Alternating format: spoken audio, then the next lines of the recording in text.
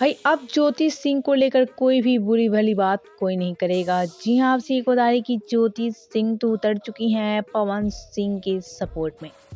जहां पवन सिंह को बीजेपी की तरफ से टिकट मिल चुका है आसनसोल से, तो पूरी भोजपुरी इंडस्ट्री पवन सिंह को बधाइयां दे रही है। लेकिन वहीं आपसे एक बता रही कि पवन सिंह जहां अपनी पत्नी से विवाद खत्म कर लिया, तो ज्योति सिंह इनको लेकर भाई काफी बड़ी बात कर गई है। तो वीडियो में आगे बढ़े उससे पहले वीडियो को लाइक और शेयर जरूर कर ले। तो दोस्तों आपसे एक बता दें, ज्योति सिंह आज अपने इंस्टाग्राम पे पवन सिंह का ये तस्वीर शेयर किया और ऐसे में काफी बड़ी बात जो कर गई।